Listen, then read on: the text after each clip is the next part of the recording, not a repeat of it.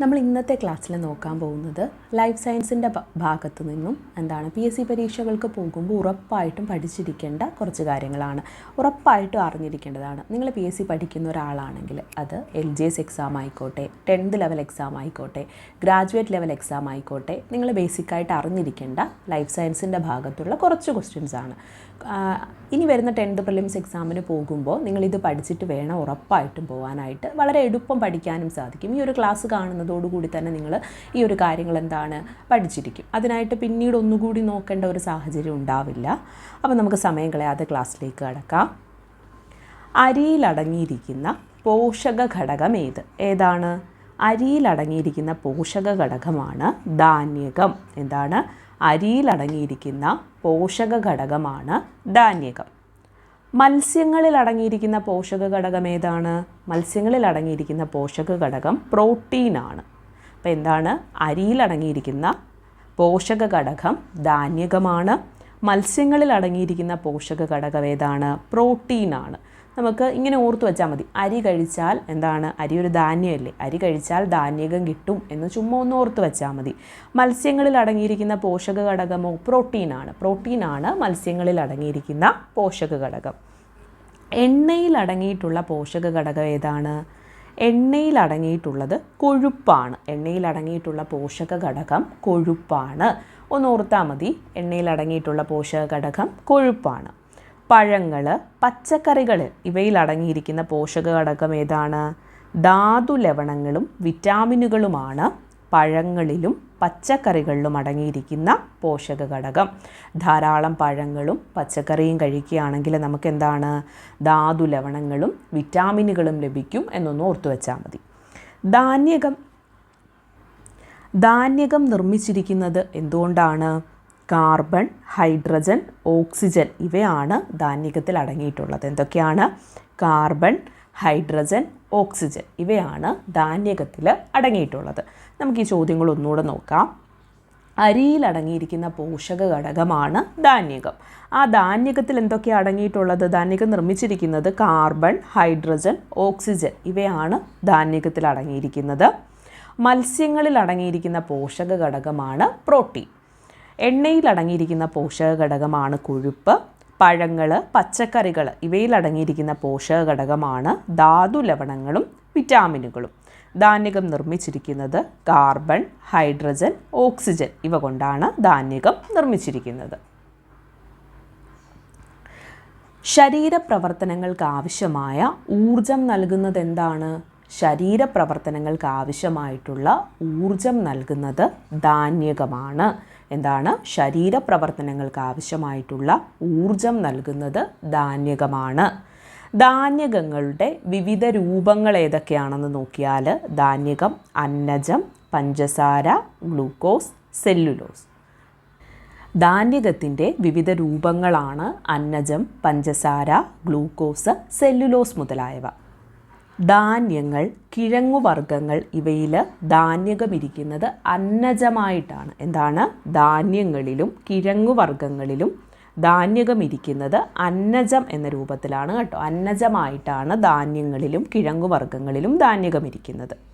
പ്രവൃത്തി ചെയ്യാനുള്ള ഊർജം ലഭിക്കുന്നത് ധാന്യകത്തിൽ നിന്നാണ്. എന്താണ്? പ്രവൃത്തി ചെയ്യുവാനുള്ള ഊർജം ലഭിക്കുന്നത് ധാന്യകത്തിൽ നിന്നാണ്. അന്നജം തിരിച്ചറിയാനായിട്ട് ഉപയോഗിക്കുന്ന ലായിനിയാണ് അയഡിൻ ലായിനി. എന്താണ്? അന്നജം തിരിച്ചറിയാനായിട്ട് ഉപയോഗിക്കുന്ന ലായിനിയാണ് അയഡിൻ ലായിനി. ശരീരപ്രവർത്തനങ്ങൾക്ക് ആവശ്യമായിട്ടുള്ള ഊർജം നൽകുന്നത് ധാന്യകമാണ്. അതുപോലെ തന്നെ എന്താണ്? പ്രവൃത്തി ചെയ്യുവാനുള്ള ഊർജം ലഭിക്കുന്നതും ധാന്യകത്തിൽ നിന്നാണ്. ഏകദേശം ഒരേ അർത്ഥം തന്നെയാണ് ഇവിടെ. ശരീരപ്രവർത്തനങ്ങൾക്ക് ആവശ്യമായിട്ടുള്ള ഊർജം നൽകുന്നതും അതോടൊപ്പം എന്താണ്? നമുക്ക് ഓരോ പ്രവൃത്തികൾ ചെയ്യാനുള്ള ഊർജം ലഭിക്കുന്നതും ധാന്യകത്തിൽ നിന്നാണ്.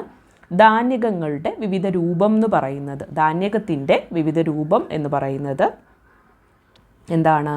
അന്നജം, പഞ്ചസാര, ഗ്ലൂക്കോസ്, സെല്ലുലോസ് ഇവയാണ് ധാന്യകത്തിൻ്റെ വിവിധ രൂപങ്ങൾ. അപ്പോൾ എന്താണ്? ധാന്യകത്തിൻ്റെ വിവിധ രൂപങ്ങളാണ് അന്നജം, പഞ്ചസാര, ഗ്ലൂക്കോസ്, സെല്ലുലോസ് ഒക്കെ. ധാന്യങ്ങൾ, കിഴങ്ങുവർഗ്ഗങ്ങൾ ഇവയിൽ ധാന്യകം അന്നജമായിട്ടാണ് ഇരിക്കുന്നത്. അന്നജം തിരിച്ചറിയാനായിട്ട് ഉപയോഗിക്കുന്ന ലായനിയാണ് അയഡിൻ ലായനി. എന്താണ്? അന്നജം തിരിച്ചറിയാനായിട്ട് ഉപയോഗിക്കുന്ന ലായനിയാണ് അയഡിൻ ലായനി. അന്നജം അയഡിൻ ലായനിയുമായിട്ട് പ്രവർത്തിക്കുമ്പോൾ ലഭിക്കുന്ന നിറം എന്ന് പറയുന്നത് കടും നീല നിറമാണ്. എന്താണ്?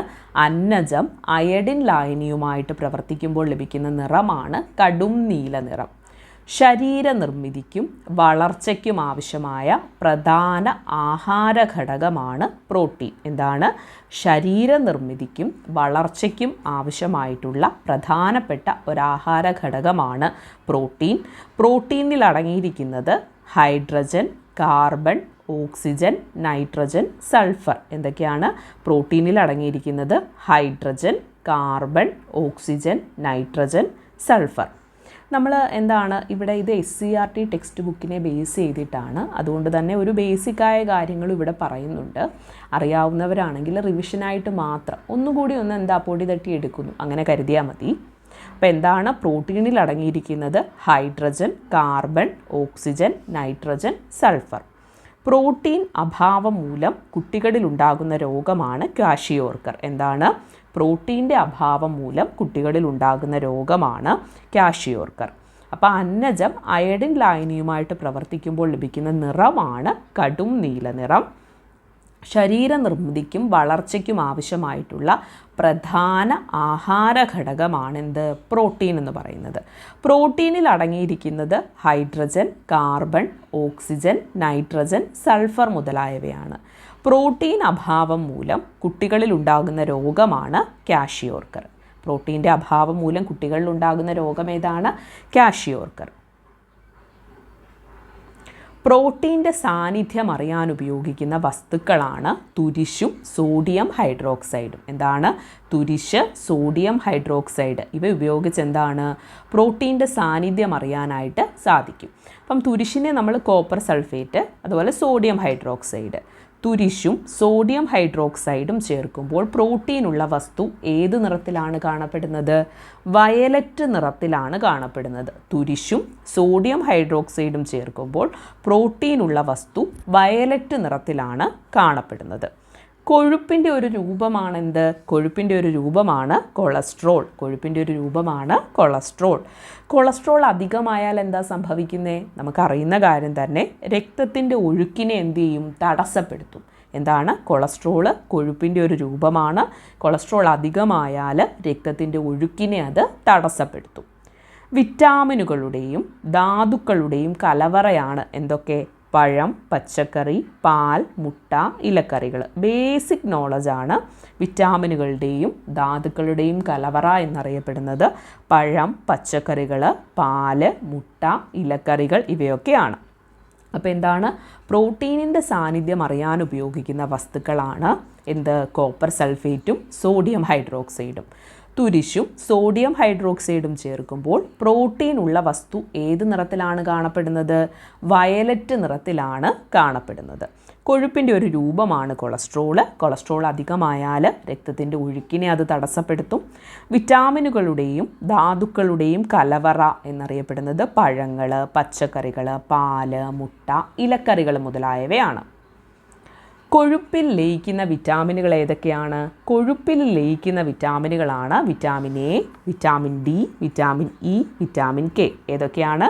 Vitamin A, vitamin D, vitamin E, vitamin K. ഇവയൊക്കെ കൊഴുപ്പിൽ ലയിക്കുന്ന വിറ്റാമിനുകളാണ്. എ, ഡി, ഇ, കെ ഈ വിറ്റാമിനുകളാണ് കൊഴുപ്പിൽ ലയിക്കുന്നത്. ജലത്തിൽ ലയിക്കുന്ന വൈറ്റമിനുകൾ ഏതൊക്കെയാണ്? വൈറ്റമിൻ ബിയും വൈറ്റമിൻ സിയുമാണ് ജലത്തിൽ ലയിക്കുന്നത്. BC ആണ് ജലത്തിൽ ലയിക്കുന്നത്. ബിയും സിയും. A, D, E, K. Vitamin A, vitamin D, vitamin E, vitamin K ഇവയൊക്കെയാണ് കൊഴുപ്പിൽ ലയിക്കുന്നത്. കണ്ണ്, ത്വക്ക്, മുടി ഇവയുടെ ആരോഗ്യത്തിന് ആവശ്യമായിട്ടുള്ള ഒരു പ്രധാനപ്പെട്ട വൈറ്റമിനാണ് വിറ്റാമിൻ എ. ഏതൊക്കെയാണ്? കണ്ണ്, ത്വക്ക്, മുടി ഇവയുടെ ആരോഗ്യത്തിന് ആവശ്യമായിട്ടുള്ളൊരു വൈറ്റമിനാണ് വിറ്റാമിൻ എ. എല്ല്, പല്ല് എന്നിവയുടെ ആരോഗ്യം, കാൽസ്യം, ഫോസ്ഫറസ് എന്നിവയുടെ ആഗിരണം ഇവയ്ക്ക് ആവശ്യമായിട്ടുള്ള വൈറ്റമിൻ ഏതാണ്? എല്ലിൻ്റെയും പല്ലിൻ്റെയും ആരോഗ്യത്തിനും കാൽസ്യം, ഫോസ്ഫറസ് എന്നിവയുടെ ആഗിരണത്തിനും ആവശ്യമായിട്ടുള്ളൊരു വൈറ്റമിനാണ് വിറ്റാമിൻ ഡി. എന്താണ്? എല്ല്, പല്ല് എന്നിവയുടെ ആരോഗ്യത്തിനും കാൽസ്യം, ഫോസ്ഫറസ് എന്നിവയുടെ ആഗിരണത്തിനും ആവശ്യമായിട്ടുള്ളൊരു വിറ്റാമിനാണ് വൈറ്റമിൻ ഡി. സൂര്യപ്രകാശത്തിൽ നിന്ന് ലഭിക്കുന്ന വൈറ്റമിൻ ഏതാണ്? നമുക്കെല്ലാം അറിയാം, ഒരു കോവിഡിന് ശേഷം എല്ലാവരും പറയുന്നൊരു കാര്യമാണ് എന്ത്? വൈറ്റമിൻ ഡിയുടെ അളവ് കുറവാണ്. അപ്പോൾ എന്താണ്? സൂര്യപ്രകാശത്തിൽ നിന്ന് ലഭിക്കുന്ന വൈറ്റമിനാണ് വിറ്റാമിൻ ഡി. വെയിൽ കൊള്ളണം എന്നൊക്കെ പറയുന്നത് കേൾക്കുന്നില്ലേ?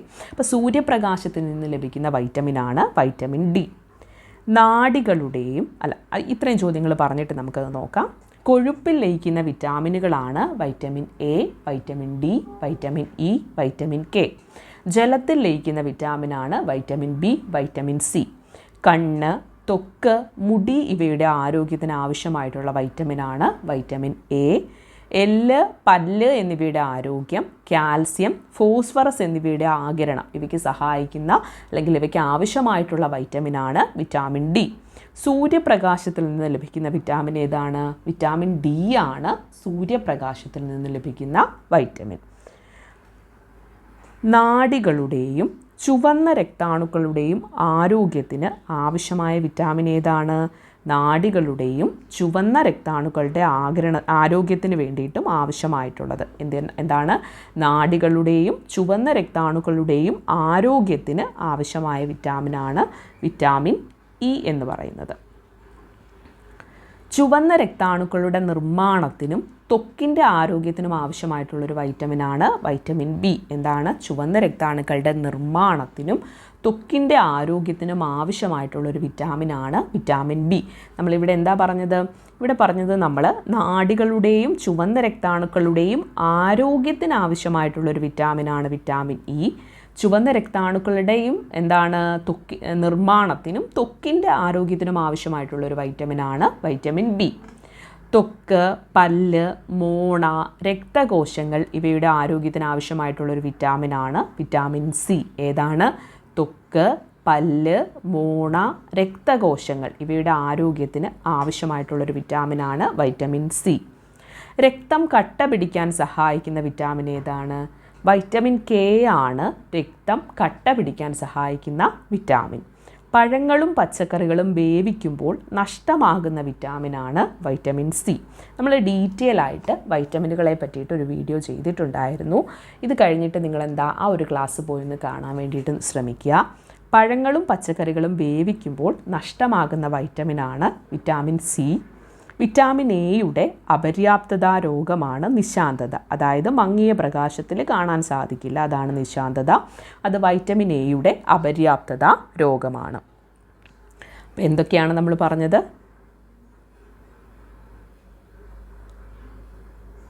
നാഡികളുടെയും ചുവന്ന രക്താണുക്കളുടെയും ആരോഗ്യത്തിന് ആവശ്യമായിട്ടുള്ള വൈറ്റമിനാണ് വൈറ്റമിൻ ഇ.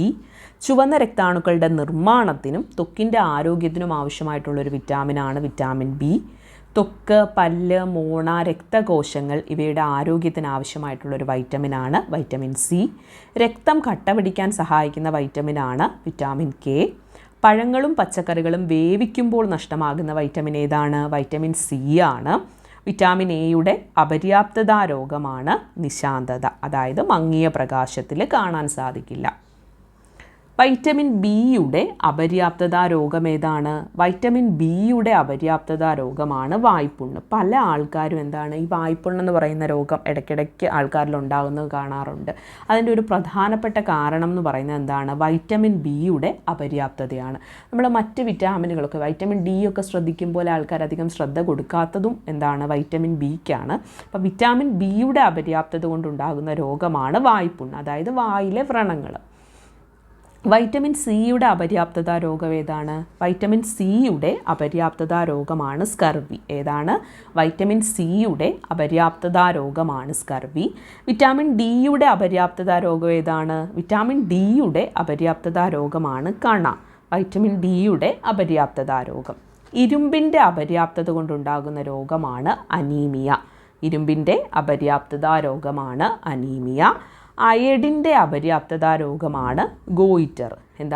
അയഡിൻ്റെ അപര്യാപ്തതാ രോഗമാണ് ഗോയിറ്റർ.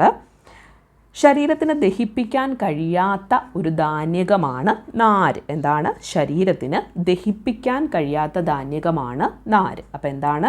വൈറ്റമിൻ ബിയുടെ അപര്യാപ്തതാ രോഗമാണ് വായ്പുണ്ണ്, അത് വായിലെ വ്രണങ്ങൾ. വൈറ്റമിൻ സിയുടെ അപര്യാപ്തതാ രോഗമാണ് സ്കർവി. വിറ്റാമിൻ ഡിയുടെ അപര്യാപ്തതാ രോഗമാണ് കണ. ഇരുമ്പിൻ്റെ അപര്യാപ്തതാ രോഗമാണ് അനീമിയ. പല കുട്ടികളും, നമ്മൾ കൂടുതലും പെൺകുട്ടികളൊക്കെ അനീമിക് ആണെന്ന് പറയുന്നത് കേട്ടിട്ടുണ്ട്. അപ്പം ഇരുമ്പിൻ്റെ അപര്യാപ്തതാ രോഗമാണ് അനീമിയ. അയഡിൻ്റെ അപര്യാപ്തതാ രോഗമാണ് ഗോയിറ്റർ. ശരീരത്തിന് ദഹിപ്പിക്കാൻ കഴിയാത്ത ധാന്യകമാണ് നാര്. പഴങ്ങളുടെ രാജാവ് എന്നറിയപ്പെടുന്നത് എന്താണ്? നമ്മൾ നാരിനെ പറ്റി പറഞ്ഞപ്പോൾ പഴങ്ങളുടെ രാജാവ് എന്നറിയപ്പെടുന്നത് എന്താണ്? മാങ്ങയാണ് പഴങ്ങളുടെ രാജാവ് എന്നറിയപ്പെടുന്നത്. നാരുകളുടെയും വിറ്റാമിനുകളുടെയും കലവറ കൂടിയാണ് എന്ത്? മാങ്ങ. നാരുകളുടെയും വിറ്റാമിനുകളുടെയും കലവറ കൂടിയാണ് മാങ്ങ. പഴങ്ങളുടെ രാജാവെന്നാണ് മാങ്ങ അറിയപ്പെടുന്നത്. പാല് കേടുവരാതെ സൂക്ഷിക്കുന്നതിനുള്ള മാർഗം ഏതാണ്? പാസ്ചറൈസേഷനാണ് പാല് കേടുവരാതെ സൂക്ഷിക്കുന്നതിനുള്ള മാർഗം. എന്താണ്? പാസ്ചറൈസേഷനാണ് പാല് കേടുവരാതെ സൂക്ഷിക്കുന്നതിനുള്ള മാർഗം. പാസ്ചറൈസേഷൻ്റെ പിതാവ് ലൂയി പാസ്റ്ററാണ്. എന്താണ്? പാസ്ചറൈസേഷൻ്റെ പിതാവ് ലൂയി പാസ്റ്ററാണ്. അതുപോലെ മത്സ്യം കേടുകൂടാതെ സൂക്ഷിക്കാൻ ഐസ് ഉണ്ടാക്കുമ്പോൾ ചേർക്കുന്ന വസ്തുവാണ് അമോണിയം ക്ലോറൈഡ്. എന്താണ്? മത്സ്യം കേടുകൂടാതെ സൂക്ഷിക്കാൻ വേണ്ടിയിട്ട് ഐസ് ഉണ്ടാക്കുമ്പോൾ ചേർക്കുന്ന വസ്തുവാണ് അമോണിയം ക്ലോറൈഡ്. അപ്പോൾ പഴങ്ങളുടെ രാജാവാണ് മാങ്ങ. നാരുകളുടെയും വിറ്റാമിനുകളുടെയും കലവറയാണ് മാങ്ങ. പാല് കേടുവരാതെ സൂക്ഷിക്കുന്നതിനുള്ള മാർഗമാണ് പാസ്ചറൈസേഷൻ. പാസ്ചറൈസേഷൻ്റെ പിതാവ് ലൂയി പാസ്റ്ററാണ്. മത്സ്യം കേടുകൂടാതെ സൂക്ഷിക്കാൻ വേണ്ടിയിട്ട് ഐസ് ഉണ്ടാക്കുമ്പോൾ ചേർക്കുന്ന വസ്തുവാണ് അമോണിയം ക്ലോറൈഡ്.